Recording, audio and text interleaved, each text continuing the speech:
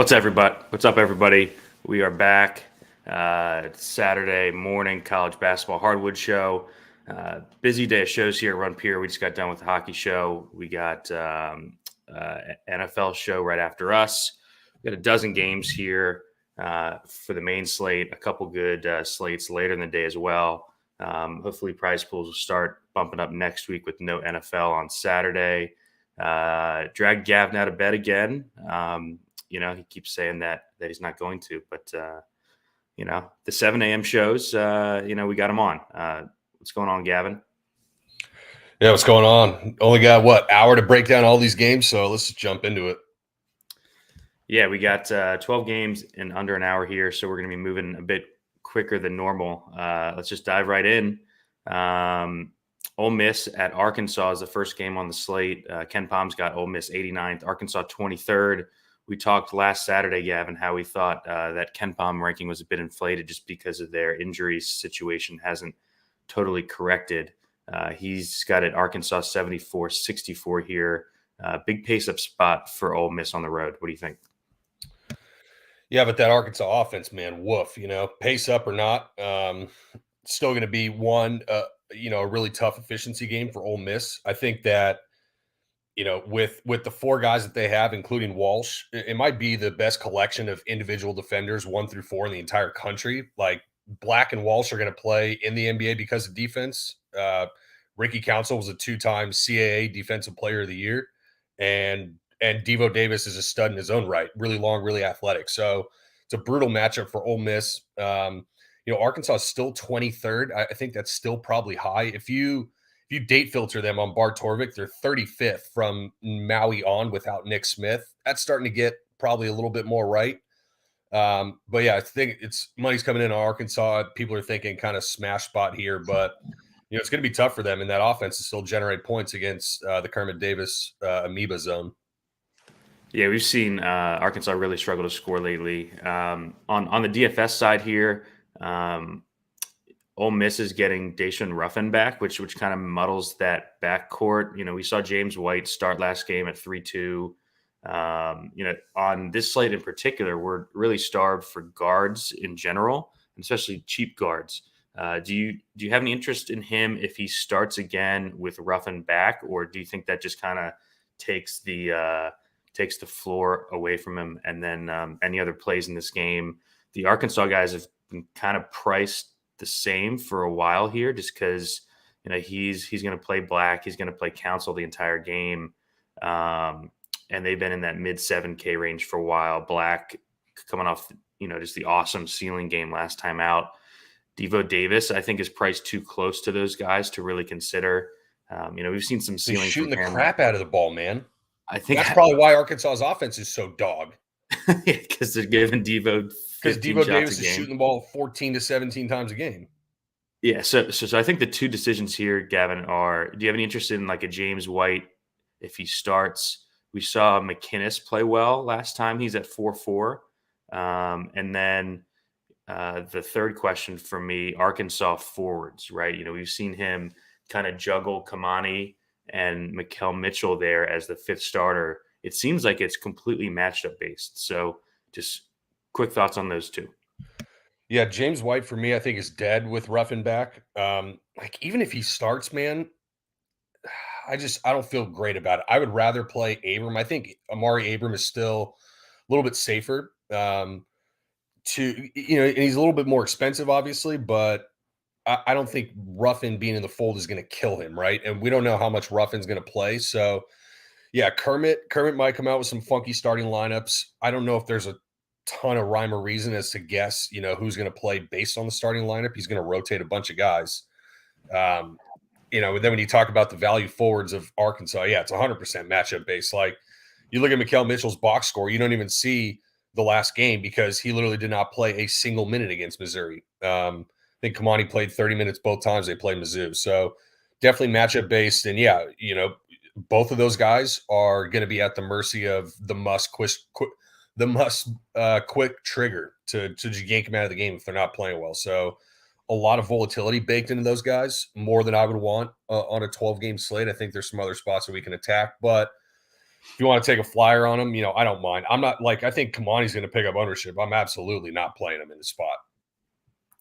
Yeah, there are a couple coaches that change up their rotations, have a quick trigger on the bench. We'll talk about one later that fucked everyone last Saturday. I think it was last Saturday. But let's move on here. Miami at Duke, really good game here. Miami playing great. Ken Palm's got him 43rd, Duke 29. He's got a Duke 76-72. I took some Miami plus 5.5 here, Gavin. Any overall thoughts on this game? Tough road spot for Miami, but man, they've been playing really well. Yeah, Miami, we've talked about is one of these like engagement level teams. They just had a close win versus Syracuse after the OT loss at NC State. Now they hit the road. They tend to kind of play to their competition level, and they'll definitely get up against Duke. And if those guys, it doesn't matter if they're really at home or on the road. If those guys are hitting shots, like they're going to be a brutal team to get out, or to beat. So Duke off the road loss at Clemson. They had beaten Pitt at home and at BC before that, but their 3 home ACC wins are also BC, Florida State, and Pitt. So it's a much different kind of level of competition in this one, with Miami being one of the better teams in the country. But yeah, so it's the Duke rotation is going to get a little hairy. Roach is what they said a quote unquote true game time decision. So yeah, flip a coin. You're going to have to be ready for that. So yeah, pending. We're gonna have to play it basically 2 different ways, kind of based on whether he plays or not.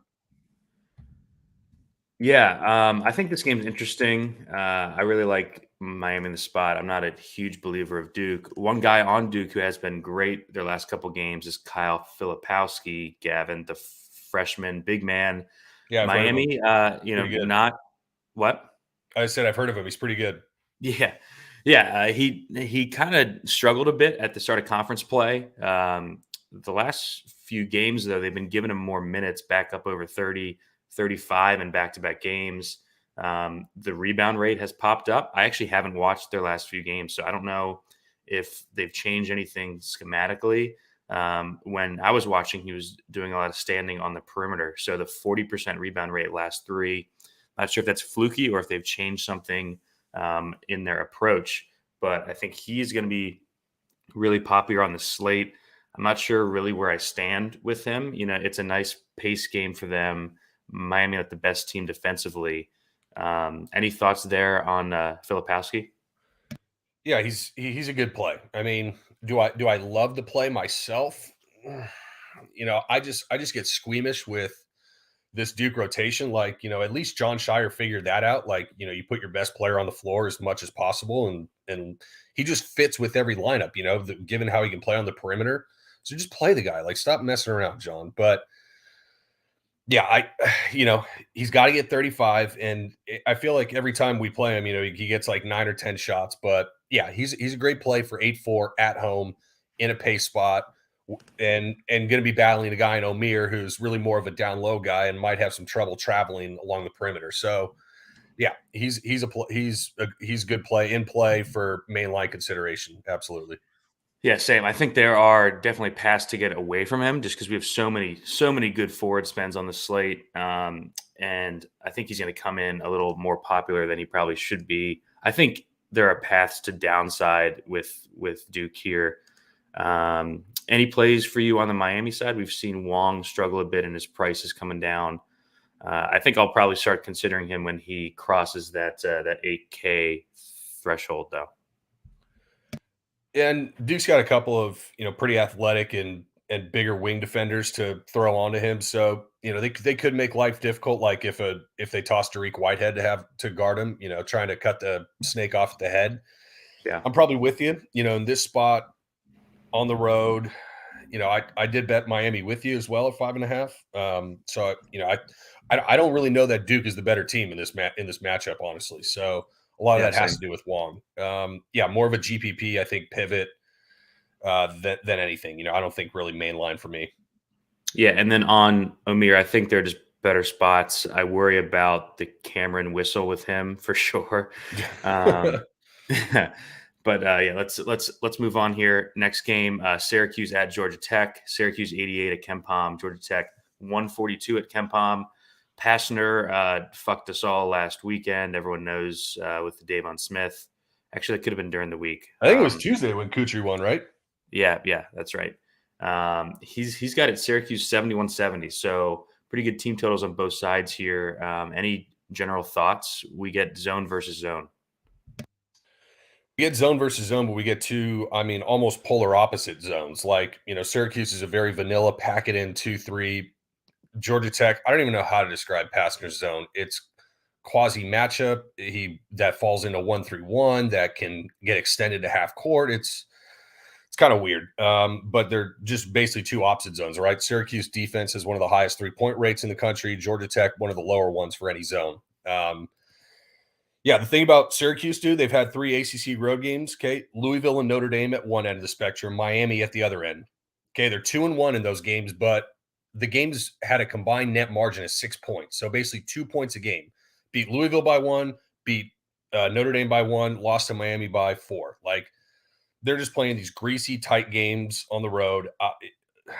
And a bad Georgia Tech team. I want to play on Georgia Tech, but they're also 1-7 in the ACC. And like at some point in these next couple games, if they lose again, they might be kind of having a dead duck scenario with Pastner. So yeah, we got to look. There's a couple spots you can look to for the DFS side of things, but yeah, just the main thing to keep in mind: 2 zones, but 2 very different zones. Yeah, we've seen Georgia Tech lose 6 out of 7 games here, Gavin, and with that, Pastner is tinkering. Screwed everyone this week. He's got all of his guards back, which is the main thing, right? Like he's got 5 or 6 except of them. for Terry, right? Terry's doubtful with the hammy. Yeah. Right, Terry's out. So yeah, I think that they're all volatile. I know Sturdivant started last game, played 30 minutes. His rates have been pretty good. I think Sturdivant is probably fine if he starts. Do you get a warm and fuzzy about any of these Georgia Tech guys with what he did to us on Tuesday? No, I think it's just kind of a hot hand scenario. Even if you start, you can only play 12 minutes if some guy comes off the bench and is hitting threes. I mentioned to you last night, like Miles Kelly has 3 games this year of scoring 20 actual points, and he hasn't hit 30 fantasy points in any of those 3 games. So I'm out at 6K. Feels more cashy than GPP, but he is going to be at home against the zone. So playable, I guess, yeah, but not really, I don't think, in the context of this slate. And yeah, if you want to talk about the value guys, like, is Sturdivant the best play?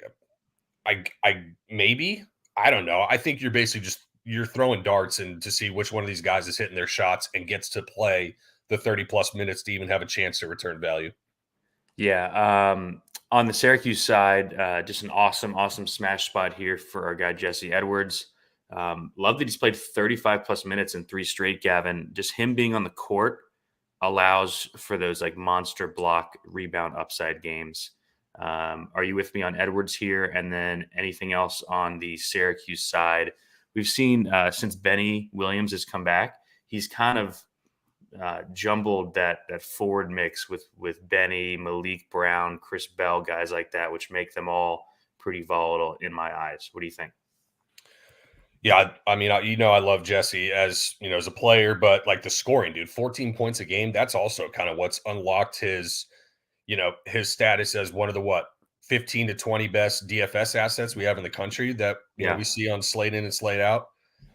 For as much as Georgia Tech takes away the 3-point line for a zone, kind of a little bit contrarian to what you would think, that leaves him highly susceptible underneath, with Jesse. So he should work and basically just write in his score. He should have a pretty easy path to 4x here.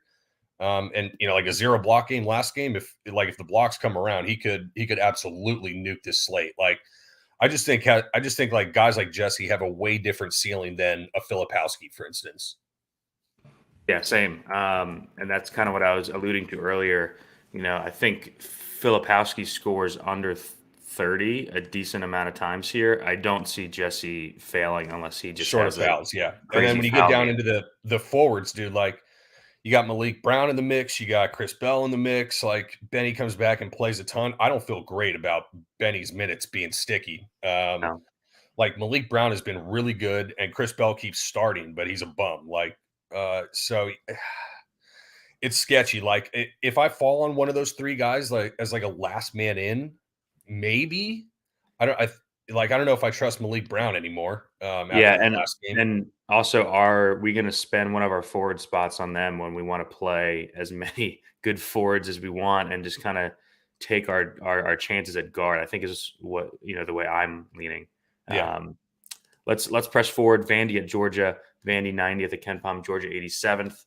Kind of like how Georgia played the other night at Kentucky. I played them -3.5 here, Gavin. KenPom's got it. Georgia 72-68. A couple interesting plays here, right? Terry Roberts on the Georgia side, I think, is interesting. Everyone's going to flock to Devin Carter after the good game, playing big minutes. I think Terry Roberts can beat him here a decent amount of times. I think Georgia plays well here at home. Vandy is without Liam Robbins. So, I mean, Stackhouse is still going to play a bunch of guys in the front court, but I think you can take shots on those guys for cheap. But thoughts on Roberts here as like an interesting pivot to Devin Carter? Yeah, I didn't really think about it too much until you just asked me. It's not a bad play, frankly. The question is, like you just mentioned, do we want to spend 7-8 on a guard with all these forward spends? But yeah, like Roberts could get 20 shots here. This spot just screams Georgia. Vandy looked pretty respectable against Tennessee, Arkansas, and Alabama. 3 in a row. Now got to go 2 kind of sleepy Athens at a relatively early start. Georgia's pretty overvalued, though, I think. They're 87th on KenPom, 147th on shot quality, and Vanderbilt's the other way around. So, yeah, when you talk about, I think it's a good spot for Georgia. Like Okendo and Roberts are absolutely in play for main line considerations, I think. I'm kind of warming to the Terry Roberts idea. I won't be playing him on a main lineup, but I think you could definitely have him in the fold. Yeah, I think Roberts is like, if you're maxing that Q or you're playing a couple lineups in like the big GPP, I think Roberts has definite paths to beat the more popular plays in that range. And he's just a guy that people don't click. Let's move on since we're a bit short on time. TCU at Kansas, awesome real life game here. Big spot for TCU. They are 30th at KenPom, Kansas 7th at KenPom. He's got it KU 77-68.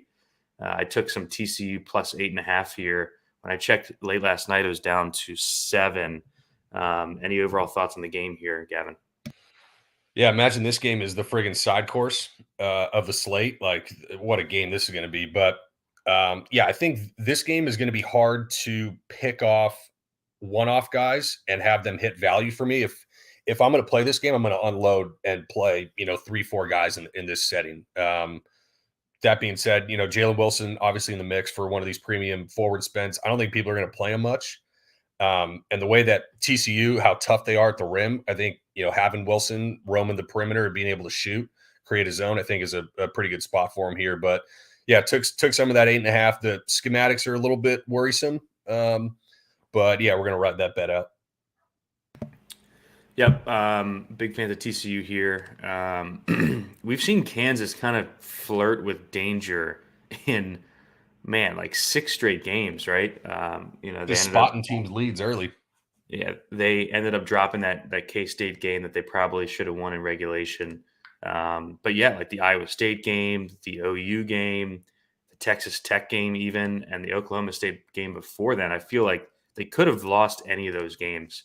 So I think TCU can keep it close here. We've seen we talked last Saturday, Gavin, about Emmanuel Miller being a great contrarian play. He ended up going for 40 plus. I actually pivoted to him with that Baycott news. I think he's fine here. I wish the price was a little bit lower. And then, yeah, Jalen Wilson getting lost in the shuffle is always a great thing. Coming off just the Mondo game against everybody just State. fouled out for Kansas, like he was the only one on the floor. I know. I think KJ Adams is a bit interesting here at 6'6". I'm just not sure that I'm going to land in that mid range, and if I do, like he's the same price as Zed Key. This game is in the second window. Like if you get off to a shit start or something, I guess you could come off of a key for KJ Adams. Yeah, like Man, if you have a Filipowski and he just flops, in the first hour and you're already kind of in trouble, I could see like, yeah, pivoting to one of these guys. yeah. We're playing KJ Adams in like the mid 4Ks, expecting him to break out this year, and he sucked like the first couple weeks and just buried me. And now he's kind of the player that we talked about on the preseason show, really coming into his own and kind of elevating the ceiling of this Kansas team. I think. Any last thoughts on this game here? Yeah, like I said, if I'm doing it, I'm probably game stacking, and that means you're kind of building around Jalen Wilson. So it's like I'd probably take like a Wilson plus KJ plus Miller plus Miles, something like that, and build your lineup around that. Yeah, we have seen games at Kansas really get up and down here, and Yeah, TCU first in transition frequency on shot quality. This game's going to get up and down. yeah, and I was just about to say TCU will run with them happily. So I like that call. Little game stack action. Should have mentioned on the TCU side that we could see Micah Peavy come back as well. He is also under 4K. We got A&M at Kentucky is our next game on the slate. A&M 47 at Ken Palm, rising quickly. They've won 7 in a row, I believe. And then Kentucky back at home, 33rd at Ken Palm after the comeback win over Georgia, where Oscar Tshiebwe, it was off the slate. But if you didn't see what he did last slate, go ahead and click into his game log there, Gavin. 78. I played him on that late slate and freaking half the field fade him. It's hilarious. Overall thoughts on this game here. I think it's a bad spot for A&M in general. I thought about taking the Kentucky minus 4.5. If it comes down a bit, I think I'm going to jump after A&M's won 7 in a row now on the road. Seems like Cal's kind of dialing in his rotation, kind of cutting everyone out besides Oscar, Toppin, Wallace, and Frederick. Yeah, dude, I don't really know what to make of Texas A&M. Like you'll remember, they won 7 of 8 to end the year last year, losing to Tennessee in the SEC Conference Championship, and now they're 5-0. Like they're 12 of their last 13 in the SEC. It's just and they're pressing a shit ton, running now heavier 2 big lines with Marble and Coleman. Like I don't know what is going on. I think like when it's going to turn bad for Texas A&M, it's going to turn really bad. Like it's just one of those streaky teams. So yeah, I don't really mind Kentucky. Like, I guess I hate laying points with them, and Texas A&M has been pretty formidable lately. So, Texas A&M is going to force you to shoot from the outside.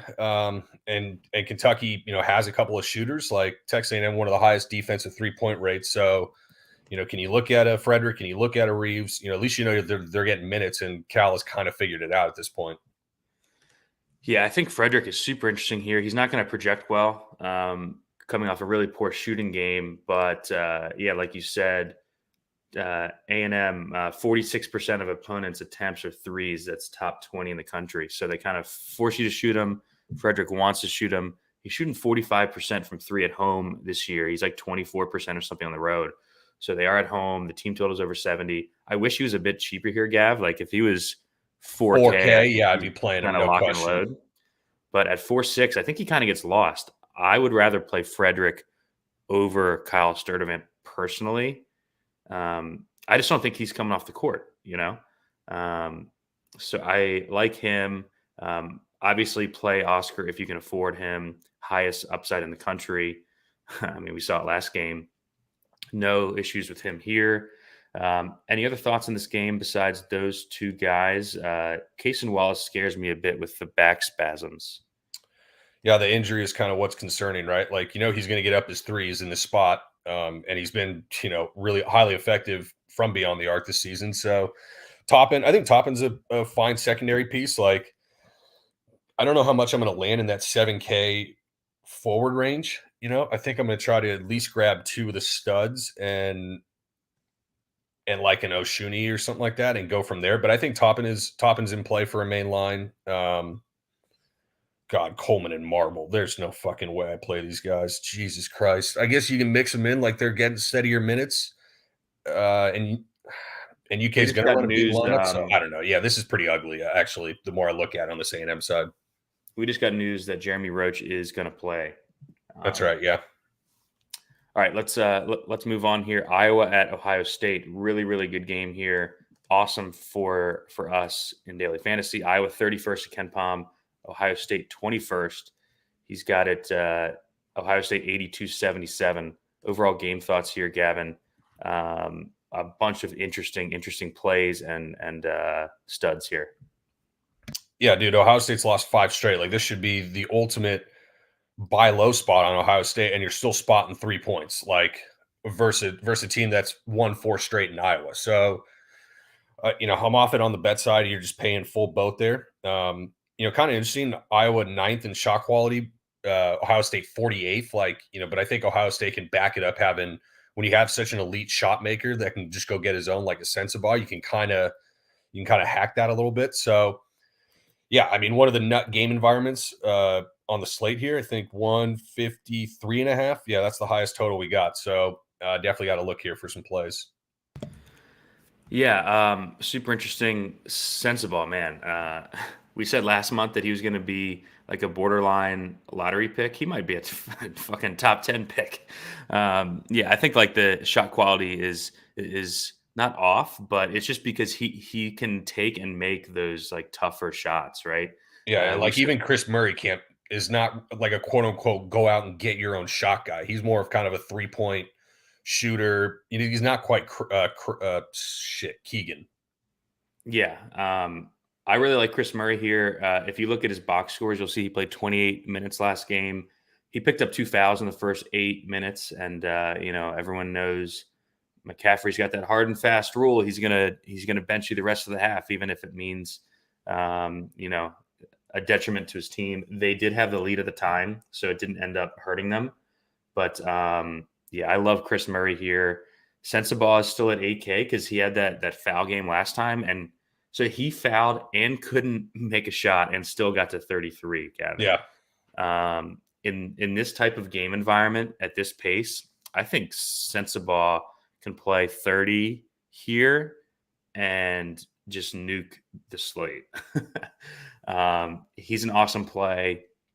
He's just kind of tough to price, right? Because the rates are so good. I think that we'll see him, 8-5 or so next slate. I think he has a big game here. We kind of buried the lead with the Zed Key pricing. He was 6-2 the other slate, and I was surprisingly low owned for how good of a not spot, but like the prices for him as a guy who probably should be mid sevens, right? I think people will wise up here. The good pace spot, good matchup, and play Zed Key as they should have earlier in the week. I think you can play both. It's Key and Ncaa. I like the Key Ncaa Murray lineups look pretty good here. Any thoughts on any of that before we move on? Yeah, and I don't, Ncaa and Zed, I don't think they're anti-correlated or anything. They're going to take away, obviously rebounds and points from one another down low, but they're getting them in very different ways. Like I just worry, like Zed being a no factor, passing the ball, an assist, and he just tied his season high with blocks and 3. I think it's a case where Zed probably has to get to like 18 real points to really, really smash. But yeah, I didn't really think about game stacking this because God, that Ncaa 8K tag is a lot, but he's such a machine. And then you can even toss in someone like need some relief, like if Aaron Eulis starts again. I don't typically trust these Iowa guards because it can get pretty funky rotation wise outside of McCaffrey, who at 5'7", I don't know, like, does he really have big ceiling in this game, like 5 to 6x ceiling for a 12 game? He had that one big game, but hasn't really done that in any other spot. Yeah, so low usage, but he's on the floor. I think people are going to click on him, honestly, in this game environment. But like, I think Zed is for 900 more is just an infinitely better play than a McCaffrey right here. Yeah, I think there are some elite plays in this game. Rebraca coming back to earth a bit was kind of expected. The minutes down to 24 last time was a bit concerning. I think I'd just rather. I mean, Ncaa is only 100 more, and he might be like a top 15 player in the damn country. So yeah, love Ncaa here. I wouldn't worry too much about the 24 minutes. I think he's 28 to 30 here. Any qualms with that before we move on? No. All right, next game here. Interesting one in the Big East. DePaul at Providence. DePaul 132 at KenPom. Providence 32nd. He's got it. Providence 81-69. We saw Providence in a big game on the slate the other night. Kind of hang with Marquette for a while. Good spot here at home now against DePaul, who is coming off the big win at home against Xavier. Some injuries on the DePaul side. Jalen Terry, I believe, is out. And then both Bynums in this game are questionable. I haven't seen anything on Jared Bynum. I'm going to look that up while you give us your breakdown of the game. Yeah, DePaul, off their big 1-point win versus Xavier, like they should have lost. Like Sealy Boom was literally like 1 of 7 on layups himself alone. And Providence off the 2 straight losses at Creighton and at Marquette. 2, in my opinion, top 20 teams pretty comfortably. So where they went from 6-0 in the conference to 6-2, now coming back home against the DePaul team that's, I guess they get Caleb Murphy in lieu of what's his name? Jalen Terry. Yeah. But I don't know if that's a net positive for him. I think this is kind of a pretty good smash spot for Providence, but the line's down from 11 to 9. I don't really want to lay that, so rather probably look to the DFS side. Yeah, I think this is a spot for me betting wise, Gavin, where like if Providence gets down like 8-2 early and we see a 5 or 6 pop, I'll probably bet it live. Tough for me to lay double digits in conference play. On the DFS side, you mentioned Caleb Murphy. He was out all season, transfer from South Florida. Is that right? Yeah. Guard will probably just step right in. They've been starting Philmon Geberwitt. I would not be surprised if they start Caleb Murphy here. He played 23 minutes, first game all season. Would you be surprised if they just, insert him? I mean, he was a pretty big pickup for them. I could see him starting here and playing good minutes. We haven't mentioned it too much, but this is a really, really tough slate at guard. So you're probably going to play at least one guard that you're not super comfortable with. I think Murphy, if he starts here, right? Like if he's off the bench, then I'm probably off of him. He was 5'8" last slate. Here at 4'7", I think he's interesting. Like he's in that bin with a Kyle Sturdivant, that we talked about earlier, that has his own questions.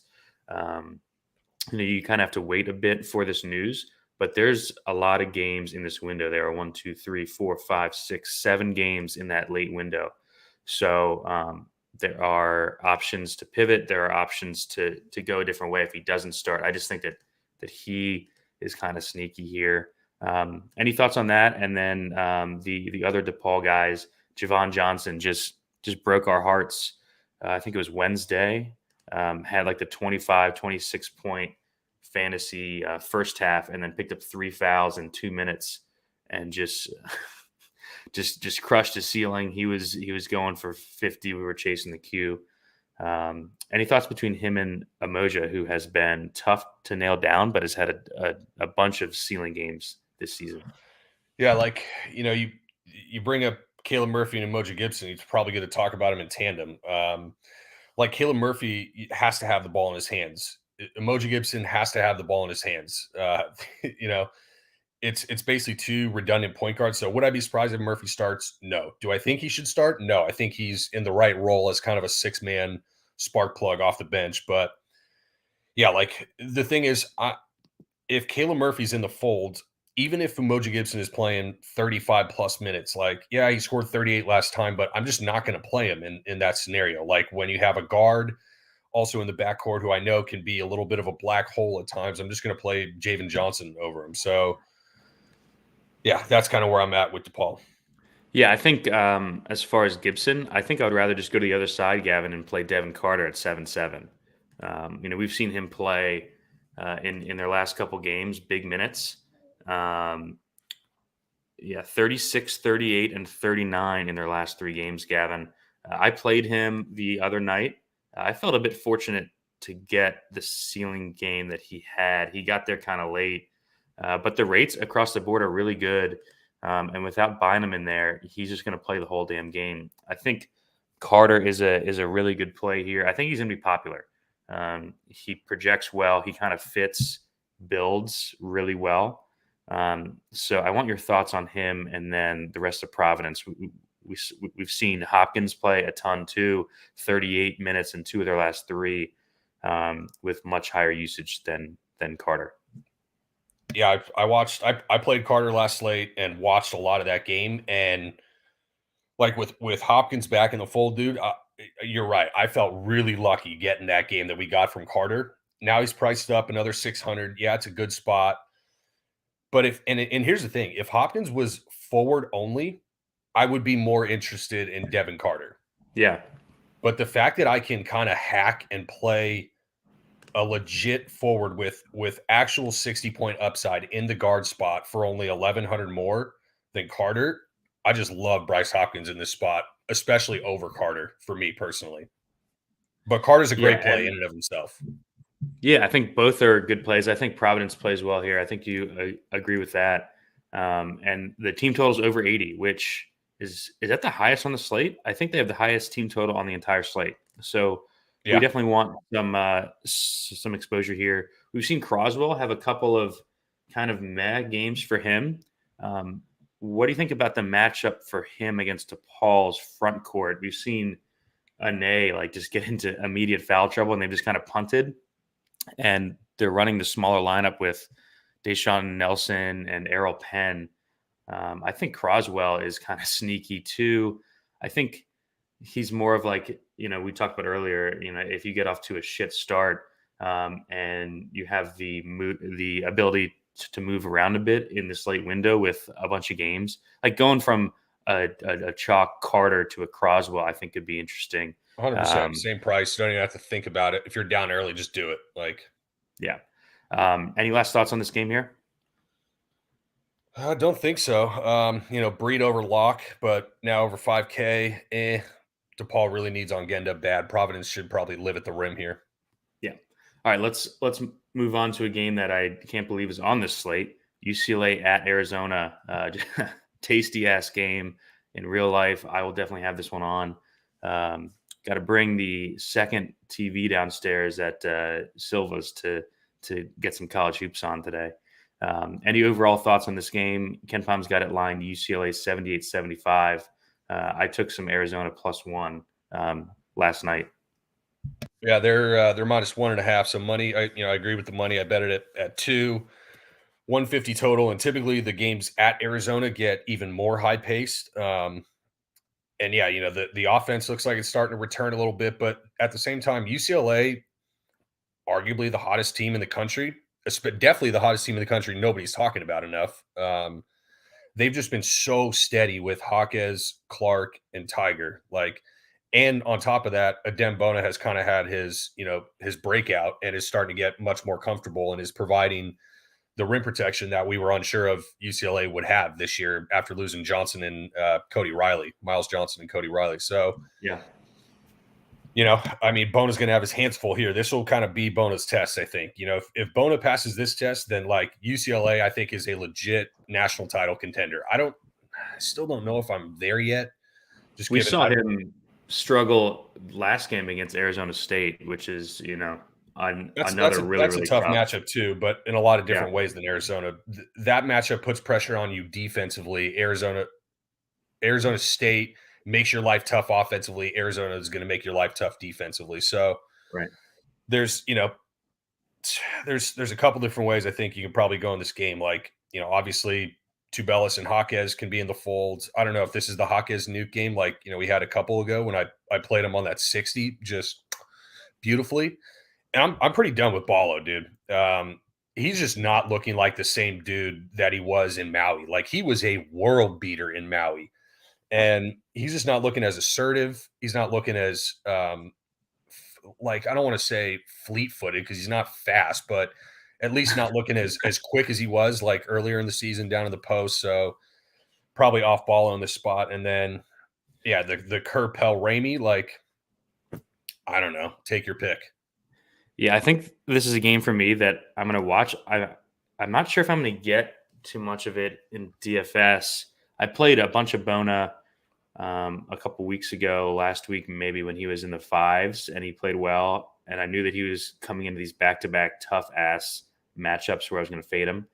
So hopefully he drops back down under 6K, and we can use him shortly. I don't think there's any like premier plays here. We do see Tube at 9.5, so it's not the easiest matchup with UCLA, who's going to try to slow him down. But I mean, Tube has been crushing all season, so it's just tough. Like Tube versus Keegan Murray versus Jesse Edwards versus Marquise Noel. When there's no value, right? So interesting. With what was I going to say? Oh no, that was the next game. Any last thoughts here on negative? Best game of the day. Yeah, I'm with you though. I don't know how much DFS exposure I'm going to get here. More of a GPP type game.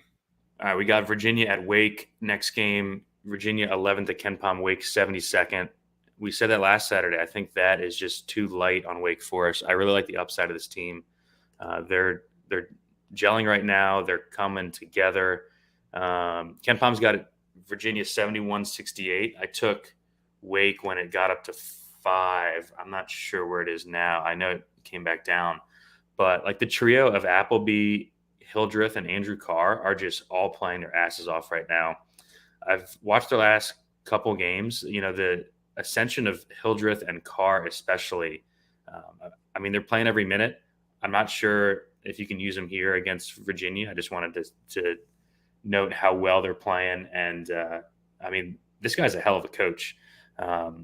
Bringing in these guys and getting ceilings out of guys like Carr and Appleby and, the players last year. Any overall thoughts about that? And then the game in general, Virginia, I feel like has not lost in a while. Yeah, Steve. I mean, well, since we bet him at Pitt, mutts. But yeah, Steve Forbes is a very underrated coach in college basketball, and yeah, once you kind of figure out his core, it took him, I think, a little bit last year for like Laravia to come along.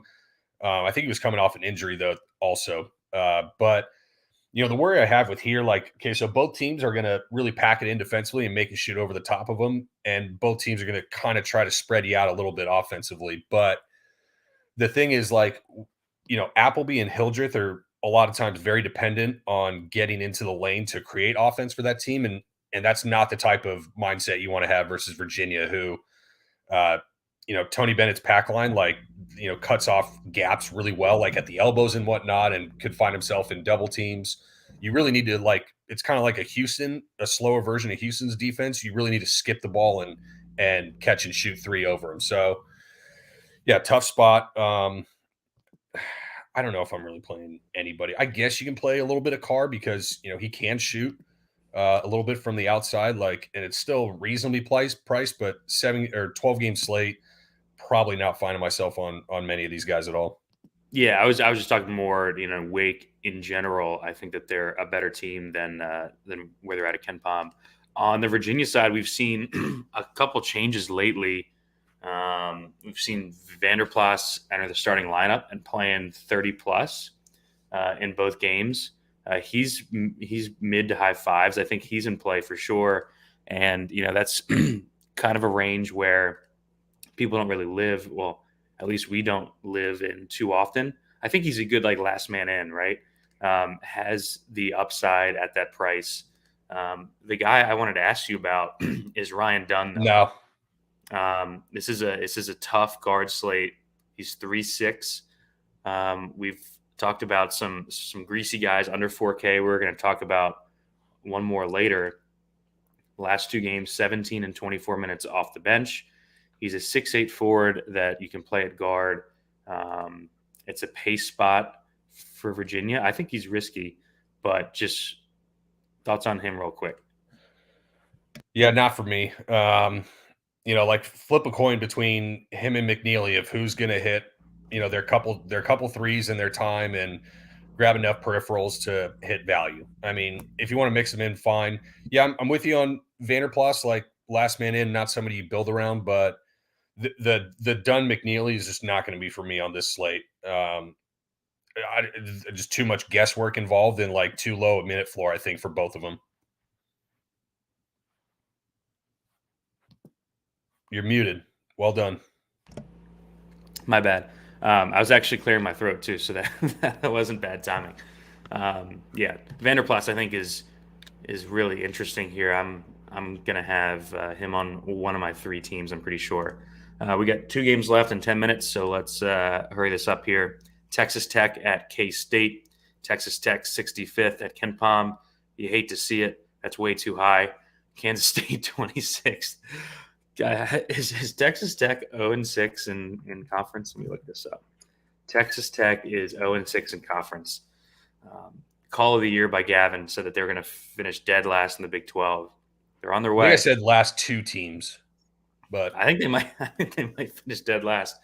We've seen AMAC come back, and that's kind of muddled the front court for Texas Tech here, Gavin, with like O'Banner's under 30 minutes now, but the price is falling.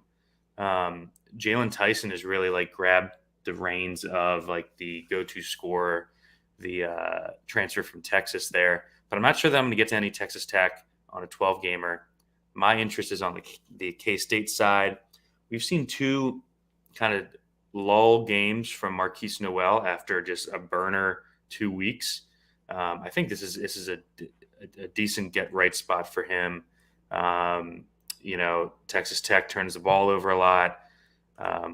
Noel can shoot threes. What do you think? Yeah, Tech is 294th in turnover percentage. What do you think about the spot with Noel here and about the game overall? Yeah, he's still 9-4. But he's second in assist rate, I think, in the country or something like that. It's just he's such a machine. I just have an issue with the matchup. The no middle. They're going to really push everything to the sideline and to the baseline. Just ball screening with him and Key Johnson is over and over is not going to work in this scenario. It's a little bit tougher matchup, but the no middle also presents a lot of 3-point shooting opportunities. So he could get there on 5 or 6 made threes, something like that. I'm with you on kind of the the IMAC being back. We also saw Mark Adams run out IMAC, O'Banner, and Bacho on the floor at the same time. Remember that? Yeah. So I think he's kind of tweaking with lineups. We saw Pop Isaacs in this same spot he looked like Jalen Tyson is in the same spot that Pop Isaacs basically was last week, right? We thought he was the dude taking all the shots. I don't think I'm getting any of the Tech guys. And then K-State, Noel, as a GPP mix, I think, but I don't know if I'm going to get to him in a main line. And then I think for else on K-State, if you're down and you want something really greasy late, can look at an Ish Masood off of a Ryan Dunn or something like that. Really similar plays, teens, minutes, 3-point shooters. If Masood hits his shots and Dunn doesn't, you can get back some of those points maybe. Yeah, I think the only reason I would be interested in Dunn is because he's guard eligible, right? I have a bit more interest in Noel than you do here. I just think a bounce back is coming. They're at home against a shit team. Texas Tech's defense has just not been good lately. So I think I'm going to play some Noel on the spot. Let's move on to the last game on the slate. It's a greasy one. Iowa State at Oklahoma State. Iowa State up to 9th at Ken Palm. Holy hell. Oklahoma State 34th. He's got this Oklahoma State 62-61. We saw Cisse return last game. Played 2 minutes. I'm not sure how to handle that, how to deal with that, because it was a decently close game. They were actually down at halftime here, but the big news for this one was they started Woody Newton. Gavin fucking played him in his main lineup. I did. And he played 28 minutes. Cisse only saw 2 here. This game's in the late window, but we do have pivot options. I think Newton is going to be a very solid value play if he starts here. What are your thoughts on him? And then would you still play him if he's off the bench and Cisse is starting over him or something like that? So if Cisse and Boone are both starting, then I'm probably out on Newton, because I think that that really drops like his minute floor and ceiling. They were kind of hacking it using Woody at the 4 and Khalid Boone at the 5 when Cisse was out. And Cisse playing and only getting 2 minutes. Like, I don't know what to make of that. Like, It was late in the game his minute too. range of outcome is literally like 5 to 30 in this spot. I have no idea what to make of it. So He didn't play at all until like late in the second half when they had mhm. like a 20-point lead too.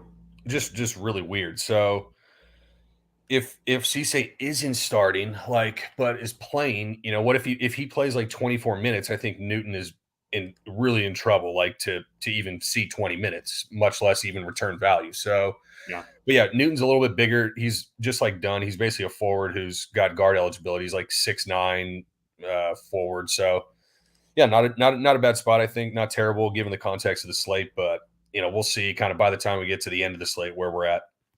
Yeah, and then on the other side, Shun, we've seen pretty popular last couple slates in the low fours. He's had a few good games in a row. just kill me the night. Bubbled the 222. He had 2 rebounds in the last 10 seconds of the game to pass me, which is annoying. But yeah, I mean, he's playing well right now. He's seen low 20s minutes, which is kind of all you need from a guy like him with his rates under 5K. Any interest in him? Kind of a tough matchup, but they're definitely going to need his size with Oklahoma State. Yeah, he's a fine play. Probably going to be really popular, I imagine, if people were playing him when he was playing in the teens minutes, at low fours. He's probably going to project pretty well, and I think a lot of people play him here. Like, yeah, not a dream matchup, but 4.7K on a thin value slate is not bad for a guy with pretty decent rates, but someone that I wouldn't mind getting off of and pivoting around if you're down late. Yeah. All right, we got about 2 minutes left. Let's just go into like your overall thoughts on the slate. I think the themes for me are guard is tough. I think you can play one uncomfortable guard spot to get another stud forward that you want. There are big time studs on the slate. There are guys that are going to put up 40, 50 plus, and you're going to want those in your lineup. So I think that's my main thing. So what are your over thoughts on the slate? And then give us like your favorite spend and then your favorite guy under 5K. Oh man. Yeah, thoughts on the slate. Like, it's not a big news slate really. Now that we have Roach, so we pretty much know where we stand. Yeah, I think just be very careful, like in the value spots, because I think there's some really tricky ones out there with like a Kamani, with like a Ryan Dunn. I think there's some just absolute landmine value spots that people are going to play today. So just be careful with that. Favorite spend, like, are we just saying favorite overall best spend in a vacuum? Or are we saying favorite sneaky spend? Like, give me some context here. So your favorite, let's say sneaky spend, like guy who's not currently popping in optimals. So like you can't choose like Devin Carter or Filipowski, let's say. Obviously I got the Hopkins avatar. I'll go with him. I think, yeah, that's definitely who I'm going to go with. And then might be Sensabaugh, man. The more I think about it, like, Jesus. And but I think basically what I'm going to be trying to do is I'm going to play Hopkins, and on a slate where people are saying there's no value, I'm going to try and jam 2 of the other studs with Hopkins and figure it out. Yeah, same. I love Hopkins here too. I think my favorite spend is Jesse Edwards against Georgia Tech. Just the puzzle pieces fit too well. And then under 5K, I'll go CJ Frederick. Not going to project well just because of the shit games recently, but I think this is a spot where, he can score, he can hit 4 or 5 threes, Gavin, at home against A&M, who forces a ton of threes. All right, we are done right on time. We have an NFL show coming up right after us. Thanks for hanging out. Through the end of the season, we'll have playbooks, core plays for every main slate. The Discord's active. For any new members, you can use code Boynton15 that includes SaberSim. So, you get the optimizer. Our guy Cap does awesome projections for college basketball, and those kind of get imported right in. So for Gavin, I'm Steve Boynton. We'll see you guys next Saturday.